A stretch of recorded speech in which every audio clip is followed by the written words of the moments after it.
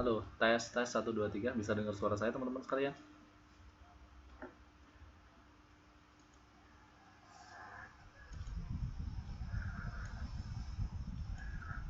Oke. Kalau begitu kita tunggu sebentar lagi sebelum kita mulai. Jadi ini sudah ada 4 siswa yang sudah masuk. Ya biasanya siswa ini kan paling banyak ya. Kelas ini kan paling banyak, sekitar ada, kemarin kalau lihat dari jumlah siswa yang mengumpulkan jawaban UTS itu kira-kira ada kurang lebih 25 siswa ya, gabungan dari kelas 10 A dan 10B. Itu sekitar ada banyak sekali siswanya.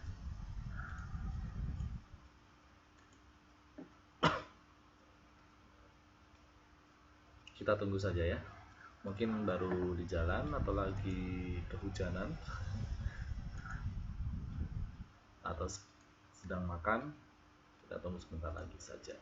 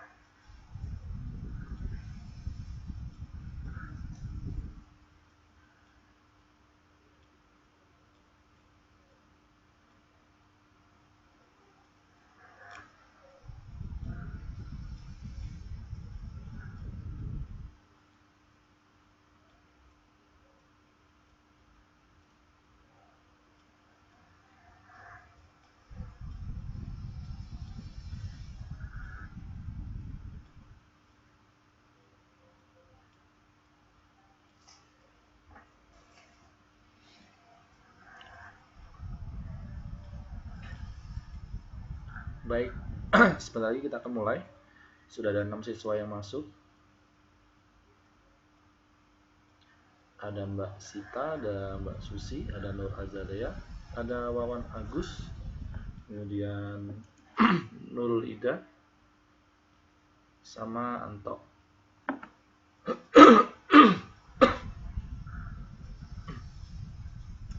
Biar nggak menunggu kelamaan ya, jadi kita mulai saja kelas kita pada malam hari ini. Baik, saya awali. Assalamualaikum warahmatullahi wabarakatuh. Selamat malam rekan-rekan siswa dan siswi kelas 10 program belajar kejar paket C kesetaraan Taiwan. Selamat berjumpa lagi ya dengan saya, Pak Arif, selaku tutor mata pelajaran sosiologi untuk kelas 10 ya, kelas 10 semester 2A dan semester 2B. Sebelumnya saya minta maaf karena minggu kemarin saya masih belum bisa mengajar kalian untuk meneruskan mata pelajaran setelah kalian melaksanakan ujian tengah semester sebagai evaluasi separuh perjalanan semester 2 ya, untuk bisa mengetahui seberapa jauh kalian tuh paham dengan materi-materi yang sudah saya sampaikan. Jadi begini, dari hasil UTS atau ujian tengah semester materi sosiologi kemarin, saya sudah menerima jawaban-jawaban yang bervariasi dari teman-teman sekalian ya, karena di sini ada 2 kelas, ada kelas 2A dan kelas 2B. Jadi sekitar lebih dari 20 siswa yang sudah mengumpulkan nilai gitu ya. Ya, tentu saja ada yang mendapatkan nilai 100, ada yang mendapatkan nilai bagus, ada yang mendapatkan nilai yang cukup bagus, yang sedang-sedang, dan ada juga yang nilainya pas-pasan. Tapi nggak apa-apa, kita masih ada penugasan, kemudian ujian akhir semester. Ada yang bagus mas, jadi ada yang mendapatkan nilai 100, ada yang mendapatkan nilai 95, ada gitu. Jadi memang ini kebijakan dari pihak akademik ya. Jadi kalau dulu pihak akademik itu tidak mengatur jumlah soal. Nah, sekarang diatur jumlah soalnya itu ada 20, cukup 20 saja. Cuman bagi saya kalau semakin sedikit soal ya, kalau kalian juga sedikit salahnya atau banyak salahnya, itu akan membuat skornya jadi turun sekali, nilainya jadi turun sekali. Jadi beda kalau misalnya soalnya itu lebih dari 30. Kalau dulu biasanya saya membuat soal itu 35.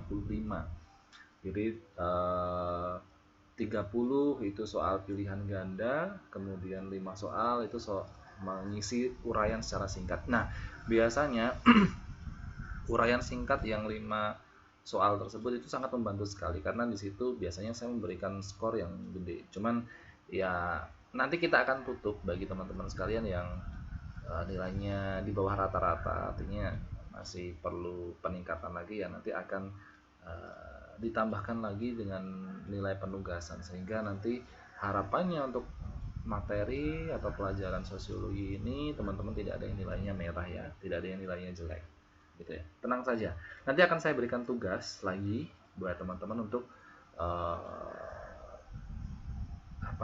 untuk menambah nilai dan kita masih ada sekitar 4 pertemuan lagi ya. Jadi nanti akan saya berikan penugasan, kemudian akan saya gunakan untuk membahas soal-soal kemarin, sehingga teman-teman sekalian harapannya bisa mengkoreksi sendiri gitu ya. Jadi nanti kalau misalnya saya dikomplain, saya terima, lupa ini kan saya kemarin sudah dicocokkan nih nilainya, kemudian harusnya saya benar sekian, kok dinilai sekian ya, nanti bisa tanya ya. Silahkan penasaran dulu ya, disimpan penasarannya dulu. Kita akan ketemu di minggu depan dan kita akan bahas soal-soalnya.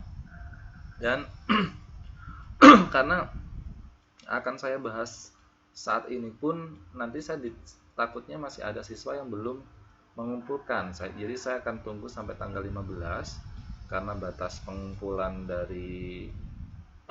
nilai dari pihak akademik saya diberikan deadline tanggal 15. Jadi takutnya kalau kita bahas sekarang ada yang belum mengerjakan, kemudian saya posting rekamannya, tahu jawabannya, kan rugi kan nanti kalian ya. Jadi ditunggu seminggu lagi ya. Nanti kita akan bahas bersama-sama soal-soalnya. Ya saya kira soal-soalnya tidak terlalu susah lah, semuanya ada di buku kok. Jadi kalau teman-teman sekalian tidak tergesa-gesa menjawabnya dengan melihat buku paket ataupun rekaman-rekaman yang sudah saya sampaikan, semua soalnya jawabannya dari situ. Ya saya juga heran sih, mungkin ini kok masih tetap salah gitu ya, padahal sudah saya bikin sesederhana mungkin. Cuman nggak apa-apa ya, mungkin kesibukan dari kalian atau kemarin tidak masuk kelas saya sehingga ya saya maklumi. Nanti akan saya berikan penugasan untuk menutup nilai bagi teman-teman yang nilainya kurang gitu ya. Baik, untuk mempersingkat waktu teman-teman kalian karena sudah berjalan waktunya ya, kita akan mulai. Kita awali dengan berdoa menurut keyakinan dan agamanya masing-masing. Berdoa, saya persilahkan.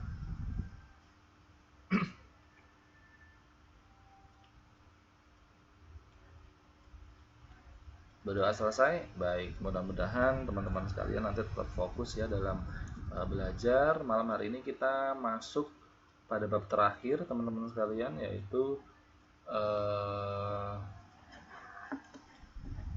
materi yang akan membahas tentang penerapan pengetahuan sosiologi dalam masyarakat. Jadi sebelumnya kita sudah membahas tentang materi-materi sosiologi secara inti, baik itu ya penyimpangan sosial, kemudian sosialisasi, bagaimana manusia itu bersosialisasi dengan manusia yang lainnya, apa saja faktor-faktornya, kemudian ternyata sosialisasi tersebut itu mampu membentuk kepribadian seseorang, sampai akhirnya kemarin kita sudah membahas sebelum UTS itu adalah materi atau topik bahasan tentang pengendalian sosial. Nah, di materi yang terakhir ini akan lebih lebih banyak istilah-istilah yang digunakan,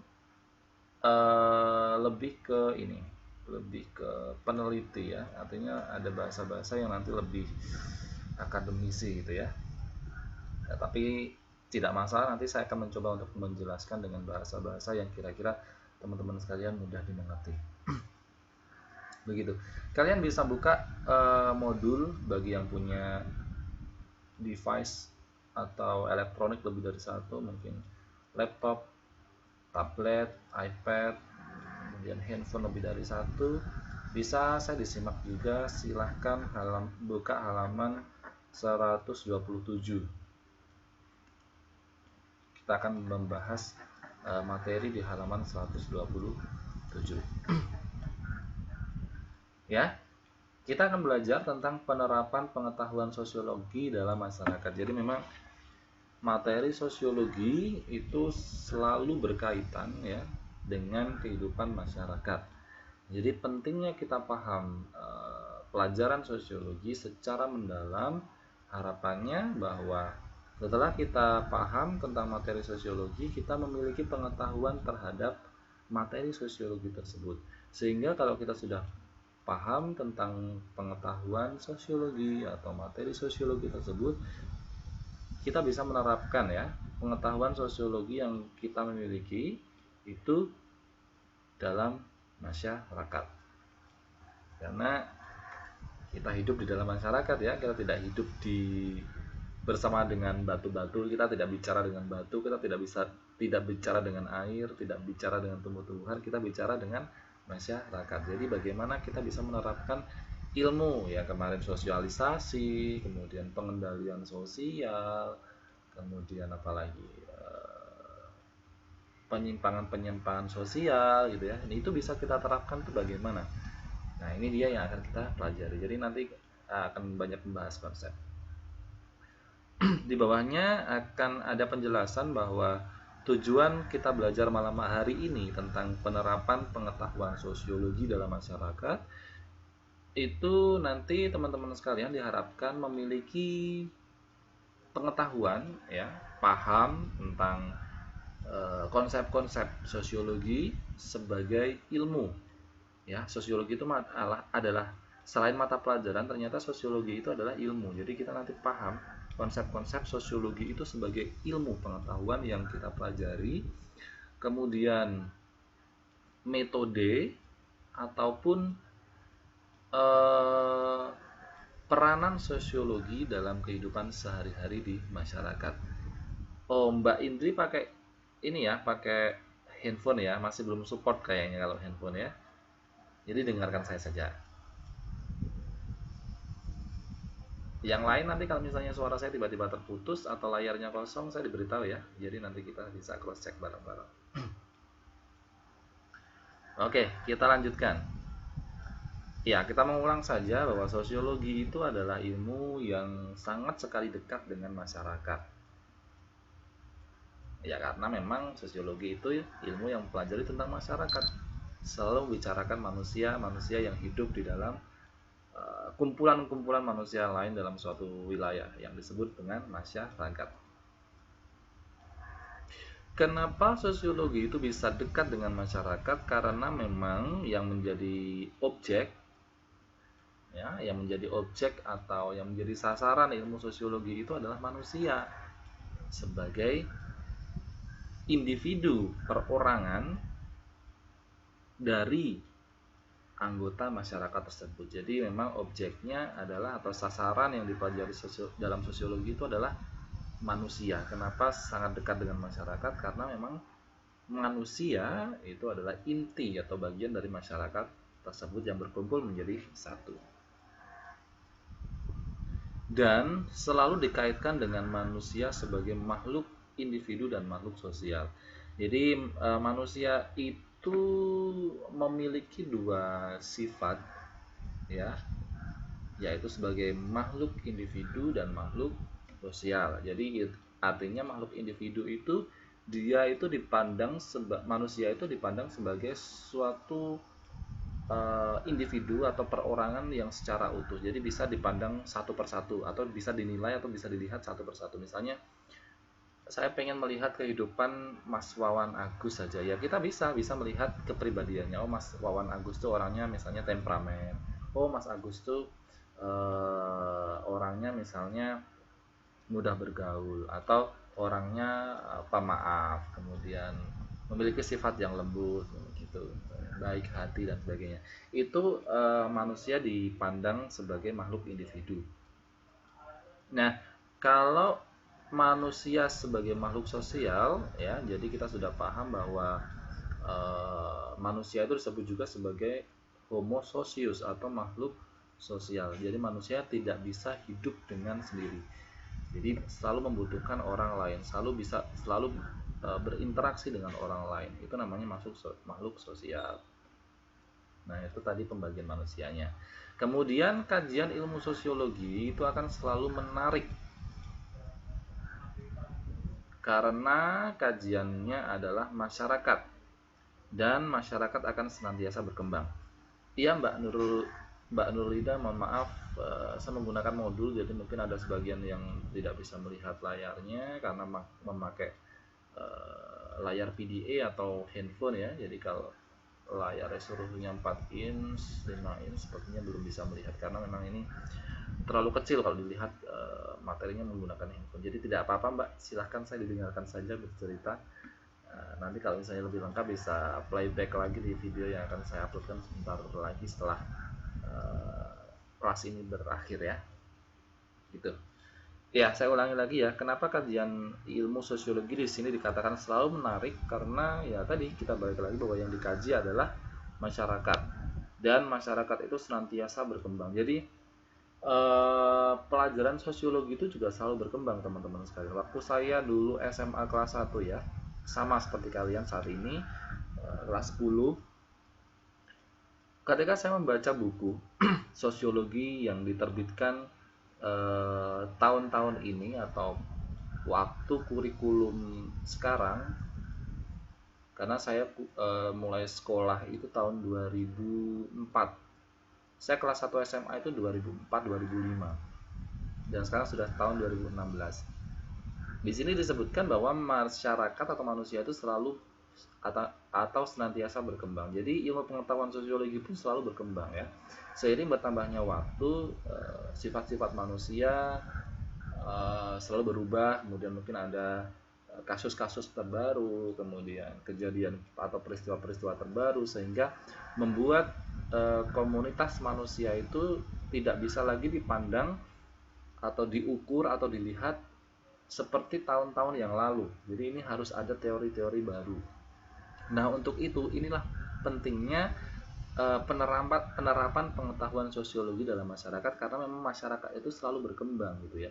Tidak mungkin ya masyarakat tahun 2016 itu sama dengan masyarakat pada tahun 2004. Nah, itu yang membuat kemudian sosiologi itu selalu berkembang dan selalu di-upgrade gitu ya. Nah, pada bab ini teman-teman nanti akan bersama-sama belajar tentang bagaimana penerapan pengetahuan sosiologi dalam kehidupan masyarakat. Tujuannya adalah teman-teman bisa menerapkan pengetahuan sosiologi. Waalaikumsalam, Mbak Bunda Farid, silakan masuk, silakan bergabung ya. Nah, tujuannya adalah selain menerapkan pengetahuan sosiologi di dalam masyarakat, teman-teman juga bisa menerapkan pengetahuan sosiologi dalam kehidupan akademis. Jadi teman-teman sekalian nanti diharapkan itu bisa menjadi seorang peneliti terkait dengan masalah-masalah sosial yang selalu berkembang. Nah, untuk itu jadi lebih menuntut siswa-siswa sekarang yang untuk benar-benar aware atau apa ya istilahnya, memperhatikan dengan seksama lingkungan-lingkungan masyarakat di sekitar kalian ya. Nah, ini kepentingannya apa? Jadi waktu saya sekolah dulu 2004, pelajarannya masih ini itu. Kemudian orang-orang mulai berpikir kenapa ya seiring bertambahnya waktu manusia atau masyarakat itu berbeda. Oh, ini kemudian ada teori-teori baru. Mereka melakukan penelitian terhadap masalah-masalah sosial.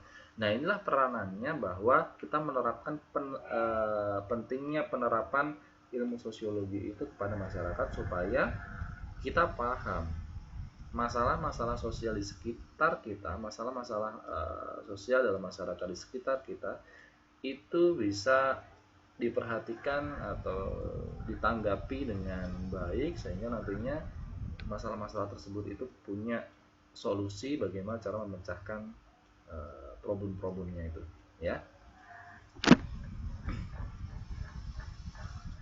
Oke, kita bahas satu persatu. Yang pertama adalah peranan sosiologi dalam masyarakat. Dalam ilmu sosiologi, masyarakat itu dipandang sebagai kesatuan hidup manusia yang terikat oleh suatu sistem, kebiasaan, dan adat istiadat tertentu yang dianut oleh anggota-anggotanya. Jadi, sosiologi itu memandang masyarakat ya, yang dinamakan masyarakat, itu adalah sekelompok manusia yang hidup menjadi satu.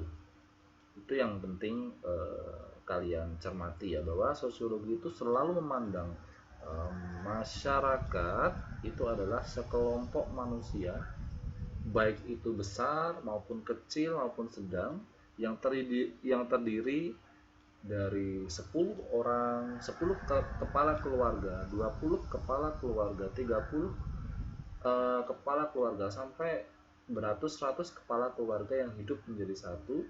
Nah, itu yang secara kesatuan ya, itu namanya masyarakat yang dilihat dari sosiologi. Selalu memandang manusia itu masyarakat itu sebagai kesatuan hidup manusia. Jadi kalau misalnya manusia tidak hidup ya tidak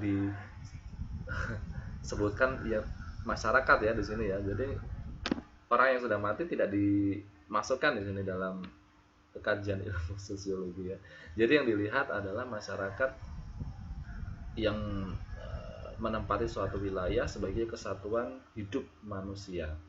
Nah, tidak hanya perkumpulan manusia saja yang dilihat dalam ilmu sosiologi itu, perkumpulan manusia yang tinggal suatu wilayah, bukan itu saja, tetapi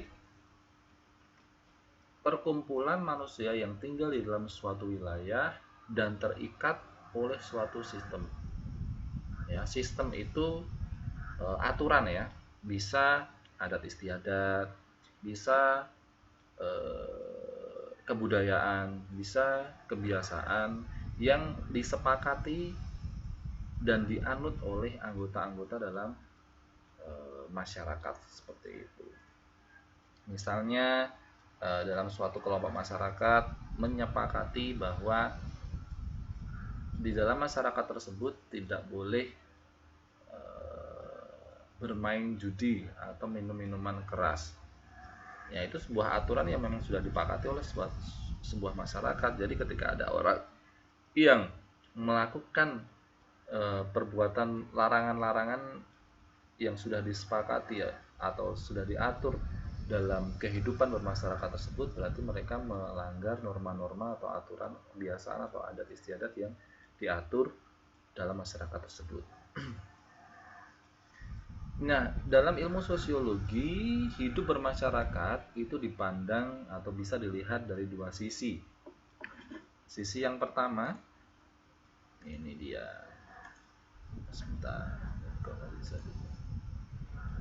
Sisi yang pertama adalah dari sudut dipandang dari sudut formal. Dari sudut formal, bahwa yang dimaksud hidup bermasyarakat itu adalah bentuk kehidupan manusia secara bersama-sama. Itu namanya hidup bermasyarakat yang dipandang dari sudut formal, di mana hubungan manusia yang satu dengan yang lainnya itu dianggap sebagai kehidupan sesama. Oh, saya lost server, kenapa ini?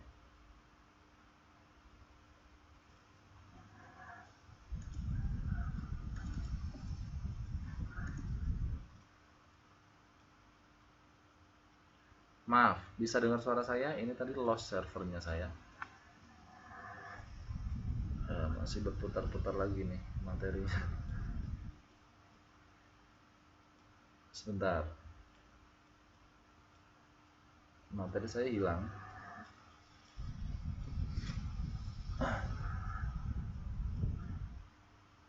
Ini kenapa hilang whiteboard saya?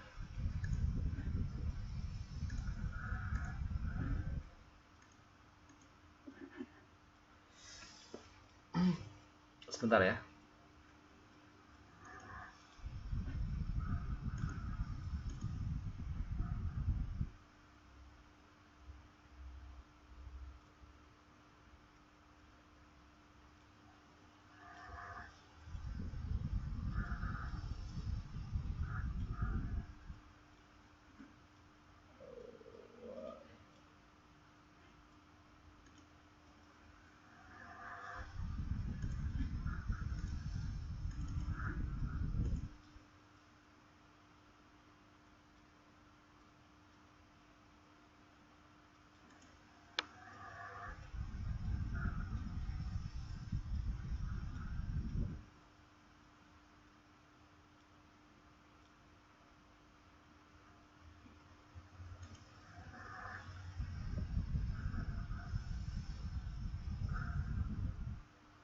Halo, bisa dengar suara saya nggak? Cuman papan tulis saya jadi hilang ini.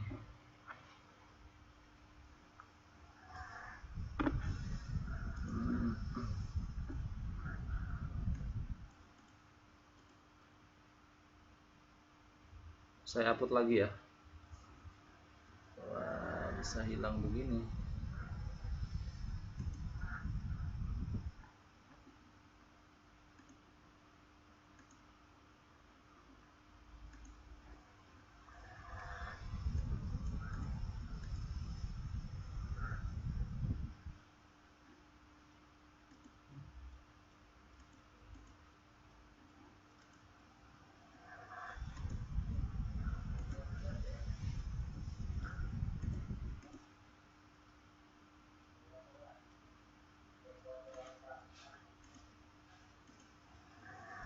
Ini layar saya juga kosong jadinya.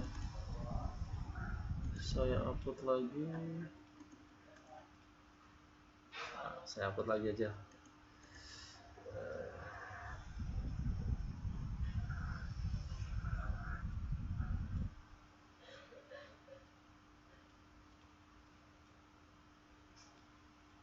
Gawat, sinyalnya merah ini.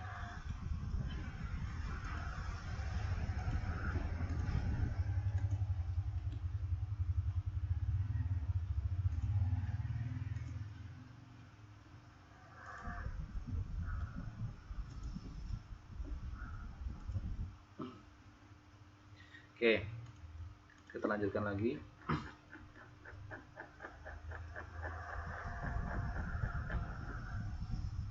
Ya, tadi kita sampai dari sudut pandang sosiologi yang memandang hidup bermasyarakat itu dibagi menjadi dua macam, yaitu yang pertama adalah dari sudut pandang formal, di mana yang dinamakan hidup bermasyarakat itu adalah bentuk kehidupan manusia secara bersama-sama,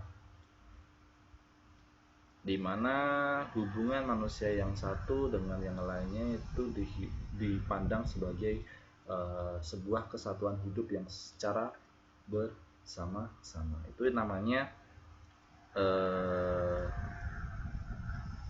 hidup bermasyarakat yang dilihat dari sudut pandang formal. Kemudian yang dua, karena tadi ada dua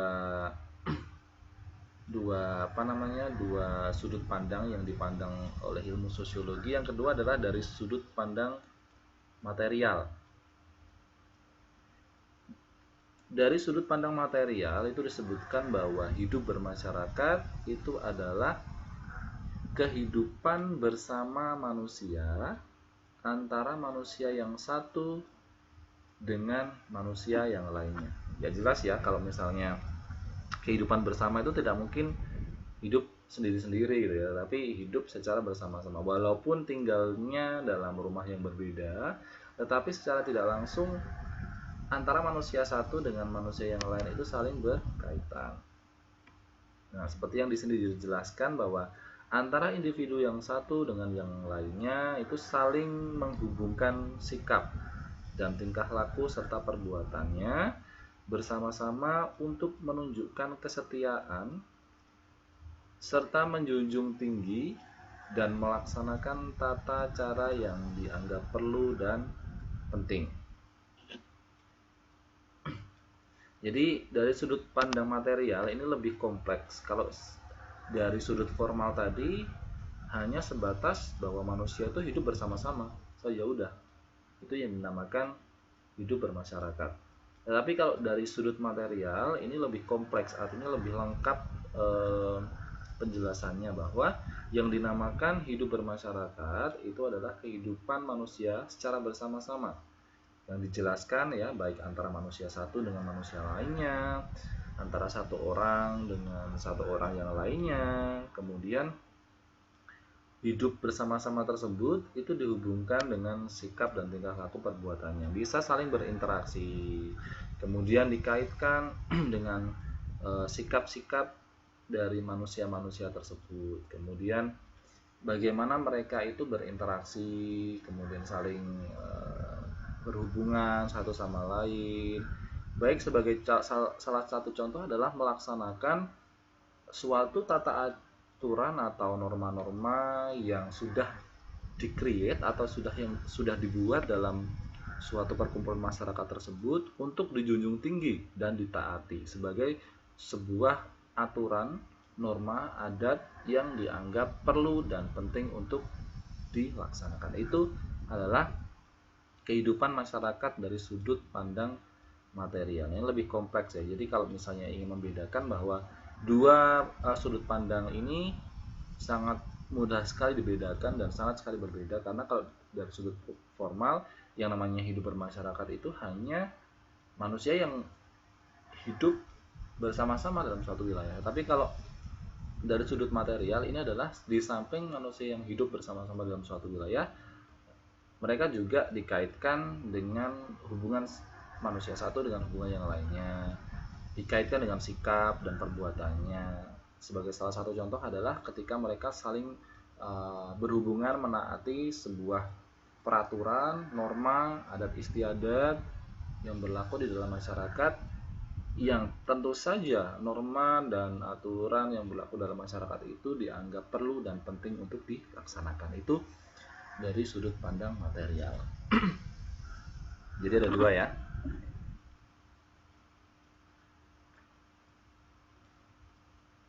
Kemudian, dalam pandangan sosiologi, masyarakat itu senantiasa berkembang atau dinamis. Jadi tadi saya sudah sempat mengatakan bahwa ilmu sosiologi ini memang ilmu yang tidak akan pernah habis ya. Ya memang setiap ilmu itu tidak akan pernah habis, akan selalu terupdate, akan selalu berkembang. Tidak terkecuali ilmu sosiologi ini, karena memang pelajarinya adalah mempelajari manusia, masyarakat gitu yang selalu berkembang dan atau dinamis. Dinamis ini artinya tidak bisa diem ya, selalu berkembang. Manusia itu selalu berkembang. Seiring bertambahnya waktu, otak-otak manusia itu semakin pintar, kemudian kehidupan semakin kompleks, masalah-masalah yang timbul itu semakin rumit gitu ya, sehingga adanya ilmu sosiologi ini sangat pas sekali ya, tepat sekali untuk menghadapi problema-problema yang seiring bertambahnya waktu itu semakin berkembang.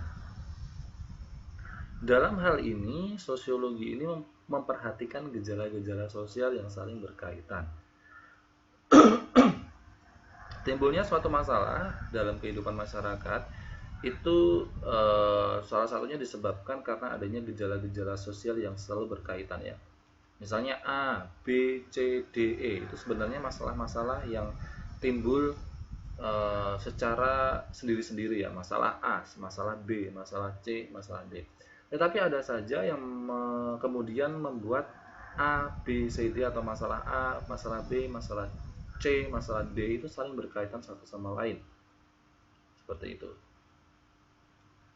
Artinya, cara-cara dalam perkembangan yang terjadi di dalam masyarakat, baik dari perkembangan yang paling sederhana hingga ke tingkat perkembangan yang lebih tinggi, itu dilihat di ilmu sosiologi. Jadi tidak hanya pola perkembangan yang rumit atau yang lebih tinggi saja ya, tapi dari pola perkembangan masyarakat yang sederhana, kecil, yang simple gitu ya, itu diperhatikan. Nah, kemudian dinamika ini yang akan selalu terjadi sampai pada tingkat perkembangan yang diinginkan oleh manusia. Jadi luasnya pandangan sosiologi terhadap masyarakat itu menimbulkan wawasan serta sudut pandang lain ya terhadap objek sosiologi yang beraneka ragam. Jadi ternyata kalau dilihat tadi kan objek sosiologi itu kan manusia ya, masyarakat. Nah, tapi kalau kita pecah-pecah lagi, ternyata dari manusia atau masyarakat tersebut itu ada banyak sekali objek-objek yang dipecah menjadi yang lebih kecil supaya memang itu lebih mudah untuk diamati. Nah, ini dia yang dimaksud dari luasnya pandangan sosiologi. Jadi kalau dipersempit memang objek sosiologi itu hanya masyarakat dan manusia saja ya. Tetapi kemudian adanya subsistem atau adanya sesuatu yang dianggap khusus dari dalam masyarakat atau manusia tersebut, itu yang menyebabkan bahwa kemudian pandangan sosiologi itu menjadi luas ya, menjadi luas. Padahal yang diamati cuma masyarakat ya, cuma manusia secara umumnya, tetapi ternyata di dalam manusia itu sangat luas sekali. Nah, bagaimana keluasan tersebut, bagaimana keanekaragaman tersebut? Nah, ini dia.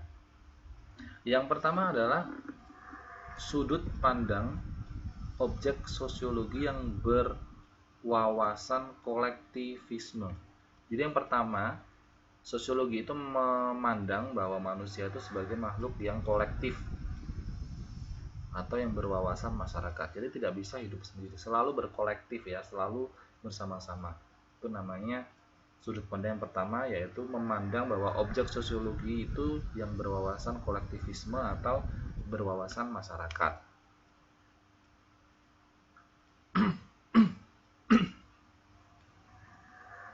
Menurut pandangan ini, masyarakat itu dipandang sebagai kekuatan impersonal. Artinya impersonal itu adalah manusia itu tidak bisa hidup secara sendiri-sendiri, tidak bersifat pribadi. Ya, artinya bisa mempengaruhi manusia satu dengan yang lainnya. Kemudian mengekang dan juga menentukan tingkah laku para anggotanya. Jadi yang dinamakan sudut pandang objek sosiologi yang berwawasan kolektivisme ini di sini dianggap dijabarkan bahwa manusia itu dipandang sebagai makhluk dengan kekuatan impersonal yang mempengaruhi satu dengan yang lainnya. Jadi tidak bisa disebut sebagai makhluk secara pribadi, jadi saling mempengaruhi satu sama lainnya. Itu yang disebutkan dalam sudut pandang objek sosiologi yang berwawasan kolektivisme ini ya. Jangan tidur ya, ini bentar lagi selesai kok, tenang aja, 10 menit lagi. Cepat sekali kan waktunya. Kemudian masyarakat merupakan suatu realitas yang mandiri juga, bebas dari individu sebagai anggotanya. Jadi di samping manusia itu bersifat impersonal, artinya tidak bisa dianggap sebagai makhluk yang pribadi, yang secara private gitu ya, tetapi juga masyarakat itu juga suatu kenyataan yang mandiri. Jadi manusia itu juga bisa hidup dengan mandiri, dengan bebas dari individu lain sebagai anggotanya. Itu tadi. Kemudian yang kedua itu adalah sudut pandang yang berwawasan individualisme. Dari sudut pandang yang berwawasan individualisme ini menganggap bahwa masyarakat itu dipandang dari sudut individu, manusianya sendiri-sendiri ya. Manusia satu, tidak dipandang menjadi sebagai manusia dengan kelompok-kelompok tertentu, tapi dipandang dengan manusia secara personal, sendiri-sendiri. Pandangan kelompok ini itu diartikan sebagai kelompok yang asalnya semata-mata kesatuan yang nyata yang terdiri dari manusia perseorangan. Jadi memang tadi sebelumnya sudah saya sebutkan, sudah saya jelaskan bahwa masyarakat itu terbentuk ya, adanya masyarakat atau kata yang dinamakan masyarakat itu adalah karena adanya gabungan manusia satu dengan manusia yang lainnya yang memiliki satu visi ya, satu tujuan, sehingga ketika manusia 1, 2, 3, 4, 5, 6, 7 sampai 20 misalnya, atau 25 atau bahkan lebih banyak lagi, itu memiliki visi atau pandangan hidup yang sama, misalnya ingin membuat sesuatu atau ingin mewujudkan sesuatu gitu ya. Nah itu mereka akan berkumpul menjadi satu koloni yang dinamakan masyarakat. Jadi memang masyarakat itu dipandang sebagai bentukan dari manusia-manusia individu itu yang berkumpul menjadi satu. Kemudian yang selanjutnya adalah sudut pandang yang berwawasan sistem sosial, yaitu memandang masyarakat dari cara diatur dan diorganisasikannya. Jadi memang masyarakat itu tidak hanya manusia, banyak manusia, sedikit manusia atau tidak terlalu banyak manusia yang berkumpul menjadi satu saja kemudian melaksanakan misi atau tujuan tertentu atau menaati aturan tertentu, tetapi juga kalau dilihat dari sistem sosial di sini bahwa masyarakat ini dipandang dari cara diatur dan diorganisasikan.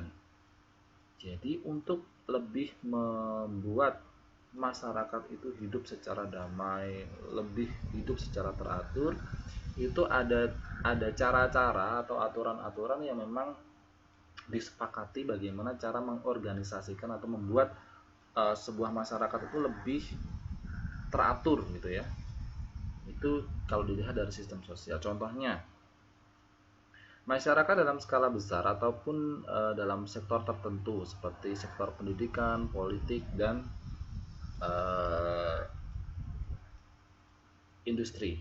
Nah, di sektor-sektor pendidikan, politik, dan industri itu tentu saja terdiri dari sekumpulan-sekumpulan orang-orang atau manusia-manusia yang berkumpul menjadi satu. Nah, antara pendidikan, politik, dan industri tentu saja akan ada aturan-aturan untuk menertibkan manusia-manusia yang bergabung menjadi satu dalam masyarakat tersebut ya. Jadi itulah yang dimaksud dalam sistem sosial itu, akan manusia itu atau masyarakat yang berada di bawah sektor pendidikan, politik, dan industri tersebut itu dipandang bagaimana cara mengaturnya atau bagaimana cara menertibkannya atau mengorganisnya ya. Tuh. Kemudian yang selanjutnya adalah dipandang dari sudut pandang yang berwawasan kekuasaan dan konflik, yaitu menempatkan masyarakat itu sebagai perhatian utamanya pada pembagian kekuasaan seperti lapisan atas berupa kelompok pengusaha ataupun penentu kebijakan, sedangkan kelompok orang-orang bawah yaitu kelompok yang tidak memiliki kekuasaan. Jadi ada kalanya masyarakat di Indonesia ya tentu saja ini memiliki berbagai macam latar belakang yang unik atau yang bermacam-macam ya. Ada sekelompok pengusaha yang kemudian menempati suatu wilayah dan menjadi sebuah masyarakat ya, disebut sebagai kelompok pengusaha atau kelompok kebijakan. Nah, itu masyarakat atau manusia yang dipandang sebagai kelompok yang berwawasan kekuasaan dan konflik. Kemudian ini yang terakhir, waktunya sebentar lagi udah mau selesai, kita akan lanjutkan minggu depan. Sudut pandang realitas sosial, yaitu memandang kehidupan sosial itu dari sudut interrelasi, artinya memandang kehidupan sosial masyarakat itu yang saling berhubungan antara satu yang lainnya dan bersikap tidak memihak. Andai harus memihak, maka akan terlihat keselarasan dan keseimbangan kepentingan individu yang utama, karena individu merupakan bagian terkecil dari masyarakat yang mendukung kepentingan yang lebih besar.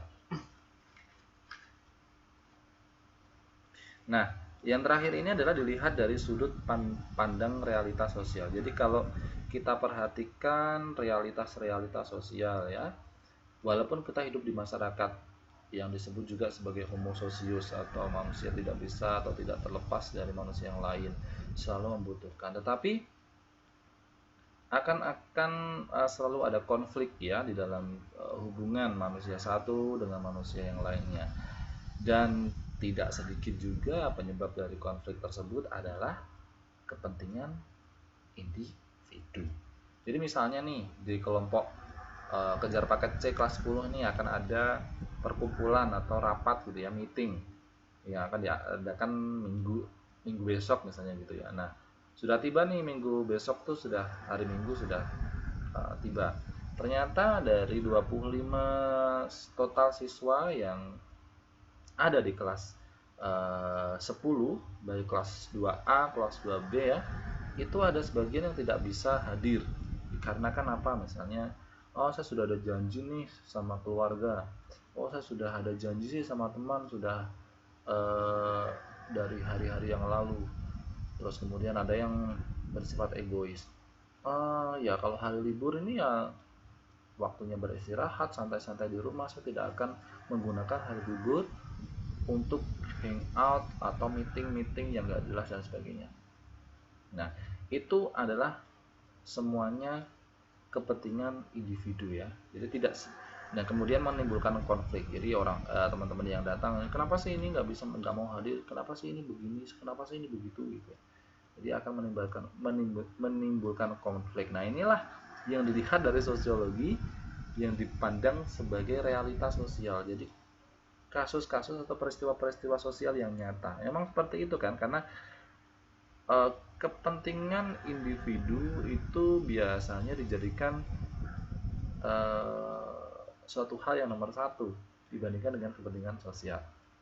Nah, itu yang tidak kemudian menjadi tidak sedikit yang menimbulkan konflik dalam kehidupan bermasyarakat, sehingga sebaiknya kehidupan individu atau pandangan individu dan kepentingan sosial itu diselaraskan, diseimbangkan. Jadi kalau misalnya tidak sangat mendesak kepentingan individu gitu ya, karena kita hidup bermasyarakat, kita saling berhubungan antara manusia satu dengan manusia yang lainnya, sehingga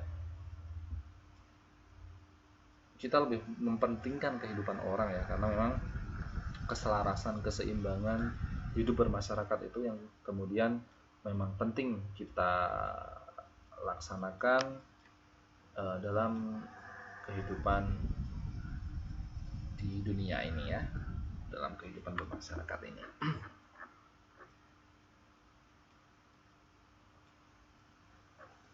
Oke. Baik teman-teman sekalian, mungkin itu yang bisa saya sampaikan. Jadi masih sekitar 4 menit lagi. Jadi memang waktu yang tidak banyak ya, walaupun kita sudah gabung 2 kali pertemuan, ternyata memang hanya bisa membahas sedikit.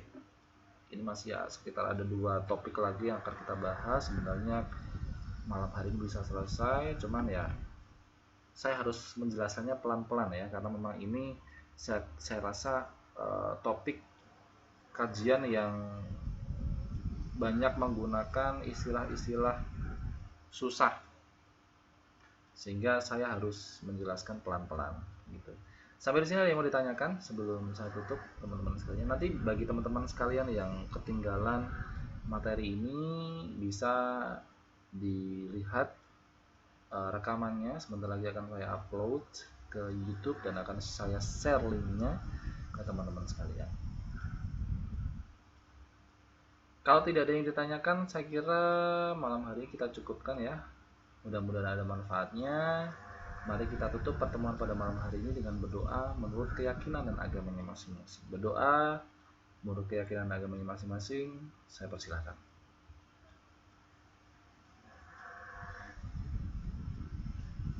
Berdoa selesai, mudah-mudahan ada manfaatnya teman-teman sekalian. Dari saya kurang lebihnya mohon maaf. Sampai ketemu lagi di pertemuan yang akan datang. Rencananya minggu depan akan saya gunakan untuk membahas soal-soal UTS. Jadi teman-teman sekalian diharapkan untuk menyiapkan jawaban-jawaban yang kemarin sudah dikirimkan ke saya ya, sehingga nanti teman-teman sekalian bisa mencocokkan kira-kira dari 20 soal yang sudah saya berikan dan berhasil kalian jawab dan dikirimkan kepada saya, itu nanti bisa di cross check dan koreksi sendiri-sendiri, sehingga nanti teman-teman sekalian tanpa saya beritahukan nilainya pun teman-teman sekalian sudah tahu nilainya berapa. Oke? Baik, tetap semangat selalu, mudah-mudahan selalu diberikan kemudahan dalam bekerja, dalam menjalani hidupnya, menjalani hari-harinya di negeri orang maupun di Indonesia dan bekerja ya, selalu sehat dan jangan lupa belajar ya yang tekun. Kewajiban seorang siswa adalah belajar ya, supaya tambah ilmunya, walaupun kita jauh di sini jauh di sana ya, dengan keterbatasan sarana dan prasarana dalam menjelaskan. Mudah-mudahan selalu diberikan keridhaan dari Tuhan Yang Maha Esa, dari saya yang mengajarkan atau teman-teman sekalian yang menangkap materi yang saya sampaikan. Mudah-mudahan ilmunya tidak lantas menguap setelah kelasnya berakhir ya. Baik teman-teman sekalian, saya kira cukup sampai di sini. Sampai berjumpa lagi di pertemuan yang akan datang. Saya akhiri. Assalamualaikum warahmatullahi wabarakatuh. Selamat malam dan selamat beristirahat. Sia, cai cie.